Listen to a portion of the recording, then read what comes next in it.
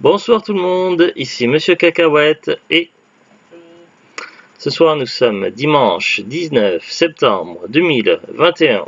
Il est déjà 23h41. Ce soir dans ce nouvel épisode de Parlons DVD, le film qu'on a vu ce soir. Attention, on a vu il n'y a pas si longtemps plusieurs films Marvel de la phase 2 et donc logiquement c'est le film suivant.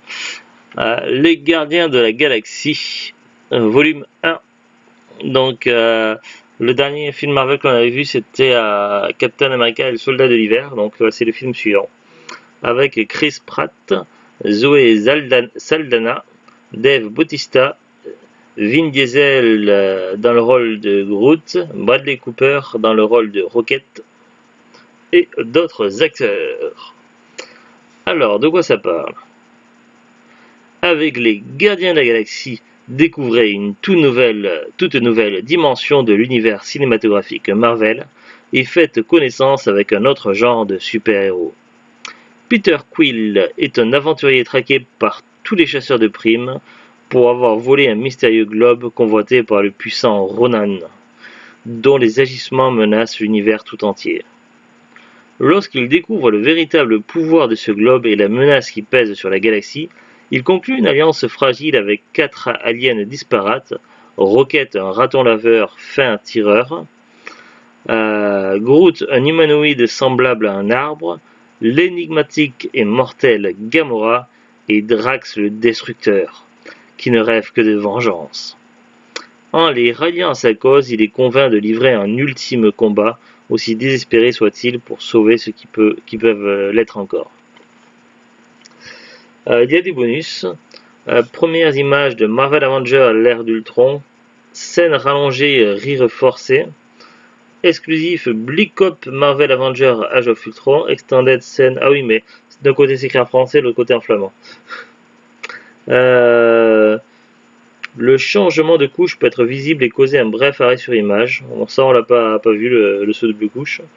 Il y a eu à un moment donné des films où c'était assez fréquent qu'on les voyait sous bleu couche. Là, ça fait un moment qu'on n'a pas fait attention. En France, réservé exclusivement à la vente. Bref. Alors, rien de particulier. Donc, le boîtier classique, film classique. Alors, qu'est-ce que je peux vous dire sur ce DVD-là? C'est la deuxième fois, je crois, qu'on voit le film. On l'avait vu une première fois en démat il y a quelques années.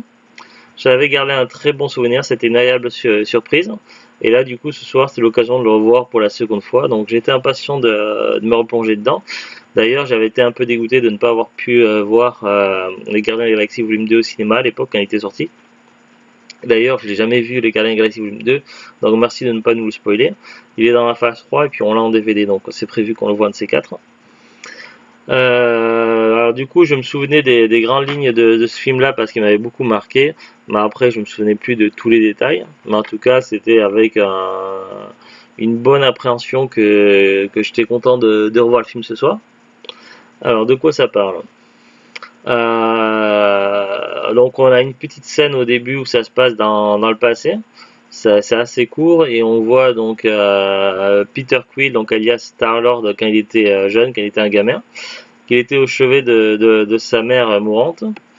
Quelques instants après, il est enlevé par un vaisseau spatial. Puis finalement, on retrouve ensuite dans le présent donc Star-Lord au cours d'une de ses missions solo où il trouve un artefact. Et il vit évidemment d'objets trouvés qu'il revend à différents commanditaires.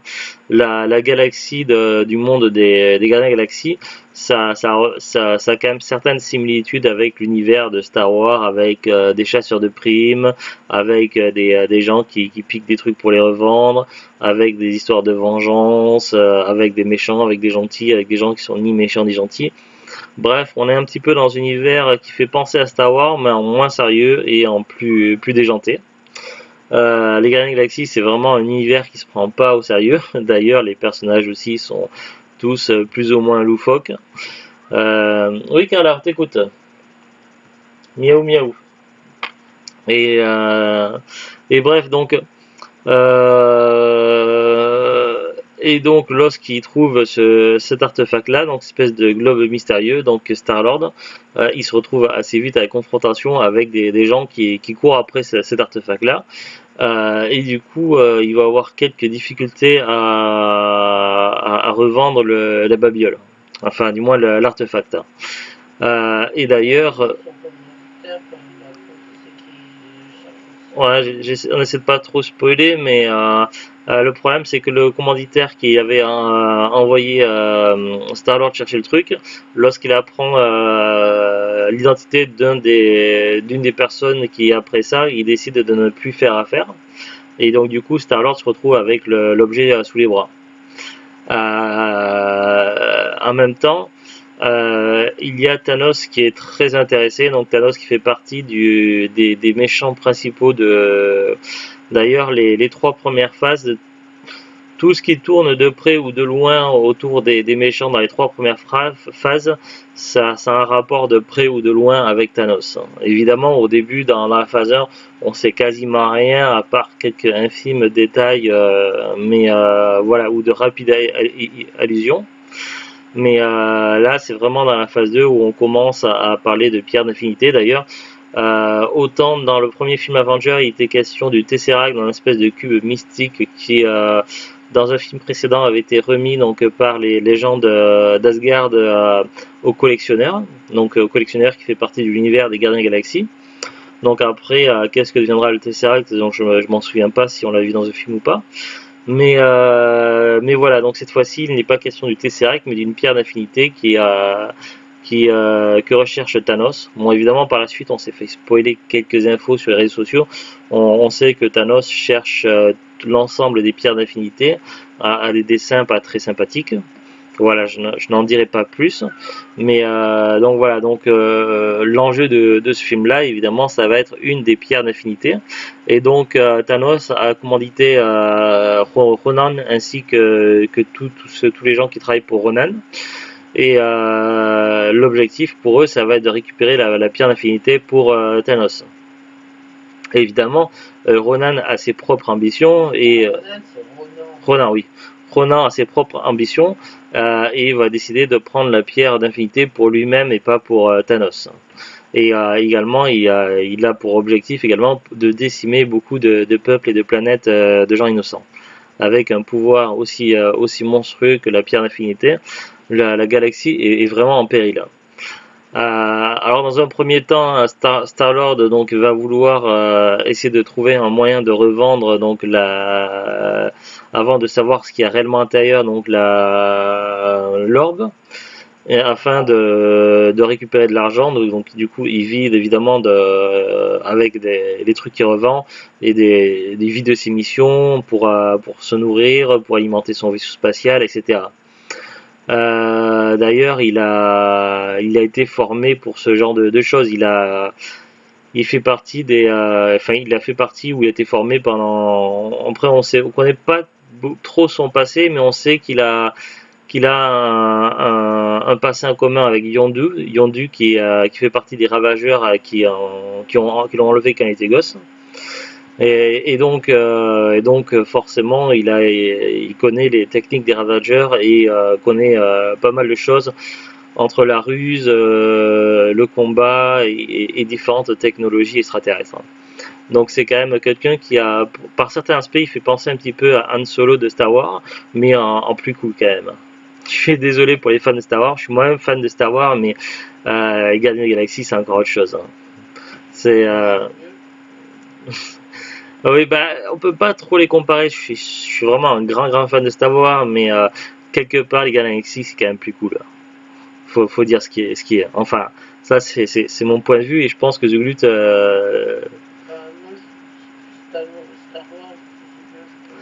Ouais, elle aime bien Star Wars, mais sans plus, quoi. Zoo, c'est ça. Mais Guardians of the Galaxy, t'es plus. Et. Et donc, du coup, lorsque Star-Lord, donc Peter Quill, il va essayer de comprendre ce qui se passe autour de cette sphère et essayer de la revendre, il va être confronté à d'autres personnes, donc à un raton laveur du nom de Raccoon, qui est toujours... Raccoon, Rocket. Rocket, parce que raton laveur en anglais c'est dire raccoon. Mais oui, c'est là que je me suis mélangé les pinceaux. Surtout que je joue à Resident Evil 2 sur la PS4 et dans Resident Evil 2 il y a Raccoon City, donc forcément.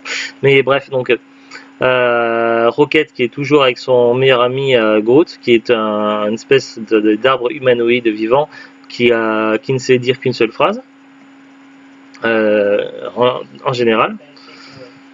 D'ailleurs, c'est la phrase que dit tout le temps Groot, donc ça a eu un mème qui a été utilisé sur Internet et dans les médias à profusion, quoi. Ça a alimenté Internet pendant une très très longue période. Donc voilà, donc on a Star-Lord, on a Rocket et Groot, on a Gamora qui est une des filles adoptives de Thanos qui travaille pour Ronan et qui va chercher à remettre la main sur l'orbe. Donc après, je ne donnerai pas ses... Ronan, oui, Ronan. Ronan, mais c'est difficile à prononcer. Hein. Bon, s'il te plaît, je n'avance pas. Donc on a Gamora qui est envoyé par Ronan pour récupérer l'orbe. Donc je ne donnerai pas ses réelles motivations et ni parce que dans le film on en apprend un peu plus sur l'histoire de Gamora. Donc c'est celle en visage envers. Et il y a également Drax, donc qui vont rencontrer dans une prison, donc qui est sur le côté, qui est joué par Bautista, un catcheur de la WWE, et qui a également ses propres ambitions. Donc lui, c'est un désir de vengeance puisque sa famille a été décimée par Ronan. Et bref, donc c'est tous ces personnages-là qui ont rien en commun, donc vont en premier temps se prendre la tête et courir après l'orbe pour différentes ambitions. Certains après l'orbe et Rocket et Groot après Peter Quill, après Star-Lord puisqu'il y a une prime. Donc eux ils sont en mode chasseur de primes. Et bref, donc ils vont se retrouver à s'affronter en premier temps, plus ou moins, on va dire. Et puis finalement, ils vont se lier d'amitié et former une équipe qui va être surnommée les Gardiens de la Galaxie. Donc forcément, c'est le premier film des Gardiens de la Galaxie, c'est le film où ils vont se rencontrer, apprendre à se connaître, à se disputer évidemment, et puis finalement devenir amis et former une équipe. Et cette équipe-là donc va devoir trouver une solution pour affronter Ronan et contrecarrer les plans de Thanos. Voilà grosso modo le speech des Gardiens de la Galaxie, où on va rencontrer pas mal de personnages hauts en couleur. C'est un film vraiment très... Oui, c'est un film vraiment très très vivant. Moi qui suis un grand fan de films de science-fiction, franchement ce film-là fait partie de mes préférés. Alors c'est vrai qu'en général les films de science-fiction sont beaucoup plus sérieux ou parfois orientés un petit peu dans l'horreur. Là on est plutôt sur de la comédie-action avec de la science-fiction, mais c'est vraiment... pour moi, je trouve dans les films Marvel que j'ai pu voir, c'est le film Marvel le plus cool. Après, il y a plein de films Marvel que j'adore, mais pour moi, c'est vraiment le plus cool qui s'échappe du lot. Après, il y en a que j'ai pas vu encore. Je n'ai pas vu dans la phase 2. Le seul que je n'ai jamais vu, c'est Ant-Man. Et dans la phase 3, j'en ai vu quasiment aucun. On en a vu que deux dans la phase 3, je crois. C'est Captain America Civil War et Doctor Strange. Après on a vu plein d'autres films de Marvel qui sont pas dans les phases, hein. Mais voilà, pour moi c'est un des plus cool que j'ai pu voir. Il est vraiment génial, donc un film qu'on peut voir et revoir. Après c'est quand même mieux d'avoir vu les films précédents des phases parce que on a quand même certaines informations qui se recoupent, donc c'est quand même mieux de les voir dans l'ordre. Mais voilà, quand même c'est une aventure qui peut être quand même comprise comme ça, mais bon, c'est vrai qu'il nous manque quand même quelques infos si on ne regarde pas dans l'ordre. C'est un film avec beaucoup d'humour aussi, de l'humour, de l'action, un petit peu d'émotion quand même, avec des sentiments, avec un geste de romance, également beaucoup d'humour, mais ça je l'ai dit, je le redis, et également une BO géniale quoi. Il y a plusieurs musiques qui sont passées à différents moments du film, et dont certains qui sont vraiment cool. Donc il y en a une qui repasse à plusieurs fois et qui est vraiment qui est géniale et qui colle parfaitement bien à l'esprit des Gardiens de la Galaxie. D'ailleurs, ça fait partie des reliques qu'il a gardées de la Terre, puisqu'il est originaire de la Terre, Star-Lord. Et qu'est-ce que t'as vu, Neige? Encore une araignée, non? Dis pas qu'il y a d'autres araignées. Bah, regarde au plafond. Euh, et donc, Star-Lord avait récupéré, enfin, avait conservé de quand il était sur Terre un petit radiocassette avec un mixte, avec comment on appelle ça déjà, une compilation de musique. Et puis il avait ça, et puis un cadeau d'anniversaire offert par sa mère qu'il n'avait jamais déballé. Donc c'est les reliques qu'il garde précieusement. Et donc on a des super musiques, et puis c'est vraiment dans l'ensemble un film super cool à voir un des meilleurs films. Après, je n'ai pas vu Les Gardiens de la Galaxie 2, donc, mais j'ai vu juste les trailers et je pense qu'il devrait être assez sympa. Donc, je suis impatient de voir la suite. Il y a évidemment un petit caméo avec Stanley, donc il est facile à avoir. Il y a une seule scène post-générique. Alors des fois dans certains Marvel, il y a deux scènes. Il y a une scène milieu générique et une scène post-générique. Ici, il n'y en a qu'une. La scène post-générique, donc c'est dans les Gardiens de la Galaxie, parce que des fois ça montre d'autres personnages Marvel. Mais là, c'est toujours dans le monde de Gardiens de la Galaxie. La scène post-générique, c'est par rapport au collectionneur et on retrouve un personnage Marvel qui a eu son propre film il y a très très longtemps, réalisé par George Lucas et qui était assez sympa, moi j'avais bien aimé, mais qui avait un petit peu disparu le personnage depuis très longtemps, et maintenant on sait pourquoi il a disparu, parce qu'il était dans la collection du collectionneur. Voilà ce que je peux vous dire sur le film, donc voilà, je le dis redis, ça fait partie de mes préférés. On va voir ensemble la fiche Wikipédia, et je vérifie encore qu'il n'y ait pas une araignée qui est tombée sur la tronche, ça n'a pas l'air. J'ai du mal à les araignées. Alors, Wikipédia. Les Gardiens de la Galaxie, Guardians of the Galaxy est un film de super-héros américain réalisé par James Gunn, sorti en 2014. Ce film, adapté de la série de comics du même nom, est la 10e étape de l'univers cinématographique Marvel, inauguré en 2008, avec Iron Man de Jon Favreau, et fait partie de la phase 2. Il s'agit aussi du premier film de cet univers qui ne soit pas centré sur un membre des Avengers depuis sa création. Il est suivi en 2017 du film Les Gardiens de la Galaxie Volume 2. Après le synopsis détaillé, donc ça on va éviter. Qu'est-ce que je peux vous dire sur le film? Alors, budget 170 millions de dollars US. Pays d'origine États-Unis. Genre super-héros, science-fiction, comédie. Durée 121 minutes, donc 2 heures et 1 minute. Sorti aux États-Unis et au Canada le 1er août 2014, en France le 13 août 2014. Casting: Chris Pratt pour Star-Lord, Zoé Saldana pour Gamora, David Bautista pour Drax le Destructeur, Vin Diesel pour la voix de Groot en VO, en VF après, c'est le doubleur officiel de Vin Diesel certainement. Bradley Cooper pour Rocket, en tout cas pour la voix de Rocket. Ensuite, on a, alors je vais pas citer tous les personnages à chaque fois, mais les acteurs. Je vais citer tous les acteurs. Ensuite, on a Lee Pace, Michael Rooker, Karen Gillian, Jimon Unsu, John C. Reilly, Glenn Close, Benicio del Toro, Josh Brolin, Laura Haddock, Sean Gunn, Peter Serafinowicz, Christopher Fairbank, Greg Henry, Ophelia Lovibon, Wyatt Olef, Sharif Atkins, Stan Lee, Nathan Fillion. Ça, j'étais assez surpris. Alors, Nathan Fillion, donc c'est un détenu de la prison sur la station carcérale Kiln qui se fait attraper le nez par Groot. Sur le coup, je l'avais pas reconnu.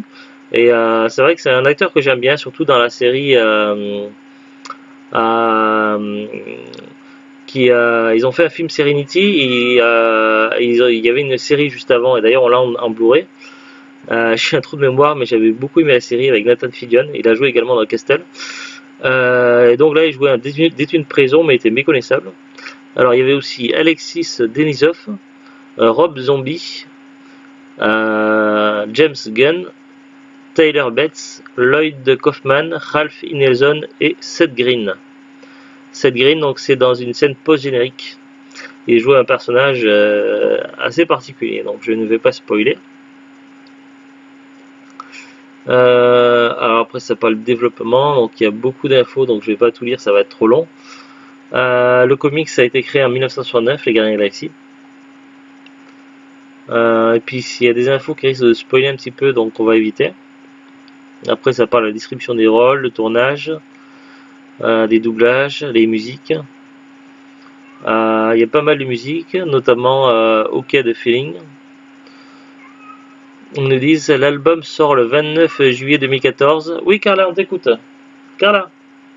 Il correspond aux chansons sur le Walkman cassette de Star-Lord et compilé par sa mère. La pochette de l'album montre d'ailleurs un vieux lecteur contenant une cassette avec inscrit au stylo Awesome Mix Volume 1. Hormis Spirit in the Sky qui figure uniquement dans la bande-annonce, tous les titres sont entendus dans le film. Après ça parle encore des musiques. Accueil critique. Sur l'agrégateur américain Rotten Tomatoes, le film recueille 91%, ce qui est énorme, d'opinions positives pour 322 critiques recensées. Sur Metacritic, il obtient une moyenne de 76 sur 100 pour 53 critiques, ce qui est plutôt pas mal. En France, sur Allociné, une note moyenne de 3,8 sur 5 à partir de 27 titres de critiques de presse. Oui, Carla, on t'écoute. T'as ta belle balle bleue, je vois. Viens, Carla. Alors, parmi les avis positifs, une journaliste de 20 minutes écrit que le film est une vraie réussite, peut-être la meilleure d'une filmographie qui s'étoffe au fil des années. Pour Renaud Barognan du Parisien, c'est la première comédie de super-héros grand public et un film que les enfants vont adorer. Dans Libération, le journaliste pense que les Gardiens de la Galaxie se distinguent de la masse des blockbusters estivaux. Certaines critiques françaises sont beaucoup moins favorables au film. Dans Téléciné Ops, Guillaume Loison déplore une mise en scène incapable du moindre souffle épique dans un énième attrape-geek formaté du sol plafond. Bah, le mec il a rien compris quoi. Quant à Philippe Lagouche de La Voix du Nord, c'est du cinéma hard discount. N'importe quoi. Éric Libio de l'Express regrette que tout soit laborieux, la mise en place des personnages, le développement de l'intrigue jusqu'à sa résolution, tout en admettant qu'il y a pourtant de quoi faire une bonne série. L'humour là et les personnages existent. Je sais pas, les gens, est-ce qu'ils ont bien regardé le film En tout cas, moi j'ai trouvé le film génial. Box-office aux États-Unis et au Canada, le film réalise 94 320 883 $ de recettes, rien que pour le premier week-end d'exploitation, battant ainsi le record du meilleur démarrage du mois d'août de tous les temps, précédemment détenu par La Vengeance dans la peau, avec un premier week-end en août 2007 à 69 283 690 $ de recettes. Les Gardiens de la Galaxie prend ainsi la tête du box-office du premier week-end d'août 2014 devant Lucy et Get On Up.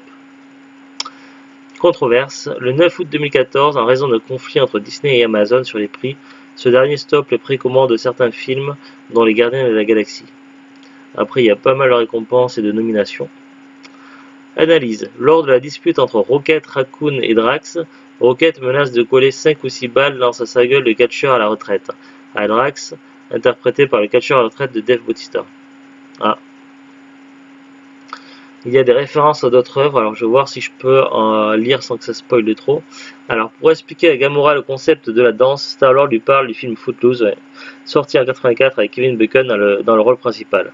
Chez le collectionneur, plusieurs personnages Marvel peuvent être aperçus.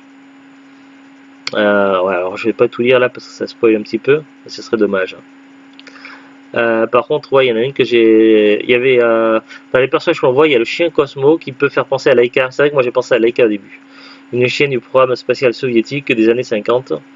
Le personnage apparaît à plusieurs reprises dans les comics. Un des guerriers Chitauri présent dans Avenger, un des elfes noirs présents dans Thor, Le Monde des Ténèbres, le cocon carapace régénératif d'Adam Warlock et une silhouette ressemblant fortement à Beta Ray Bill.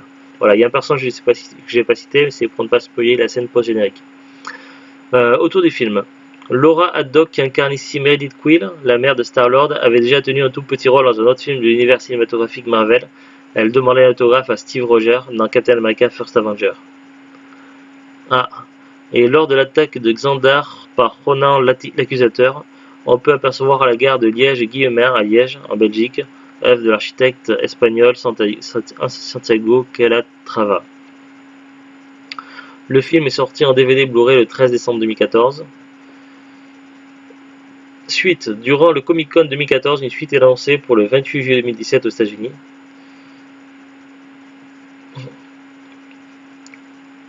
Le 28 octobre 2014, lors d'une conférence organisée par Marvel Studios aux États-Unis, la date de sortie est avancée au 5 mai 2007, pendant le dévoilement de la phase 3 de l'univers cinématographique Marvel. Le 29 juillet 2015, James Gunn annonce sur sa page Facebook que la suite s'intitulera Gardiens de la Galaxie Volume 2. Titre en français, Les Gardiens de la Galaxie Volume 2. Après, ça parle d'attractions sur le thème de Gardiens de la Galaxie. Voilà à peu près tout sur Wikipédia. Le DVD, on l'avait acheté sur Amazon lors d'une promotion il y a quelques années où vous pouvez acheter plusieurs DVD pour le prix de, je sais plus, de 15 ou 20 euros. Donc voilà, du coup j'avais acheté plusieurs, on avait acheté avec Zuglut plusieurs films Marvel pour compléter notre collection. Donc le prix en tête, je ne saurais pas dire à quel prix nous est revenu le DVD. Si je vois sur Amazon, si on achète le DVD tout seul, donc expédié vendu par Amazon, donc il est toujours commercialisé à 9,99 €. C'est un prix standard. Tous les films Marvel de super-héros qui datent un petit peu de quelques années sont généralement aux alentours de 9,99 €. Après, il y a plein d'autres sites, je vais pas regarder, mais il y a la Fnac, il y a Vinted, il y a Rakuten, il y a eBay, il y a Le Bon Coin, etc. Mais les films Marvel, c'est en général difficile de trouver à moins de 10 €, sauf peut-être chez les particuliers ou les vendeurs pro. Après, il faut bien vérifier qu'il s'agisse bien de l'édition française de la VF. Après, si on cherche l'occasion, on doit pouvoir trouver moins cher. Après, c'est un DVD qui s'est bien vendu. Les gens ont beaucoup apprécié Gardiens de la Galaxie. Donc, j'ai pas l'impression qu'on en trouve beaucoup sur le marché d'occasion. Du moins que d'autres films Marvel. Après, c'est une supposition. Voilà, c'est tout ce que j'ai à vous dire sur ce film-là. En tout cas, voilà, c'est un film que j'ai beaucoup aimé. Je suis désolé, je le dis plein de fois. Oui, Carla, on voit, t'as des belles balles. Et Carla qui est très bavarde ce soir. Donc voilà, c'était les Gardiens de la Galaxie volume 1. Donc voilà, une très bonne fin de week-end. Et on se retrouve prochainement pour de nouvelles aventures. Salut, au revoir.